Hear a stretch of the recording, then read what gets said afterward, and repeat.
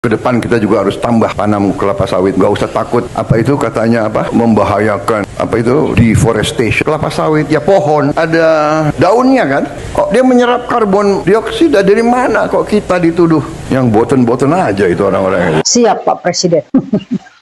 Bapak bilang jangan takut deforestasi. Dan Allah menjawab kontan pernyataan Bapak. Ini jawabannya. Jawaban ini bukan dari aktivis, bukan dari oposisi, apalagi dari pembenci Bapak. Tapi alam yang menjawab langsung pernyataan Bapak. Lihat, menurut Global Forest Watch di tahun 2001 sampai 2024 itu, ada sebesar 32 juta hektar kita kehilangan tutupan pohon. Artinya hampir 20% kita kehilangan hutan dibanding tahun 2000. Itu baru data nasional dari Tapanuli. Belum lagi Kalimantan, Sulawesi, Papua yang lahannya terus dibuka untuk hilirisasi dan untuk kelapa sawit. Kita buka lahan kelapa sawit, oke.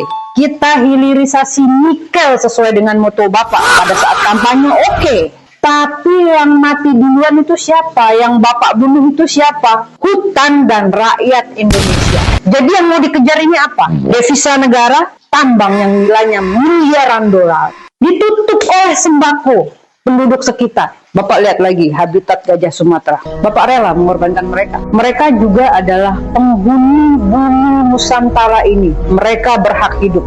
Ini gajah, hewan terbesar di hutan. Sekarang jalan tidak tentu arah. Mereka nggak ngerti hilirisasi, mereka nggak ngerti deforestasi. Yang jelas mereka itu takut mati saat ini. Dan ini orang hutan. Bapak lihat, orang hutan turun ke lokasi tambang. Dia ini bukan karyawan, dia bukan mandor, dan dia juga nggak gajian.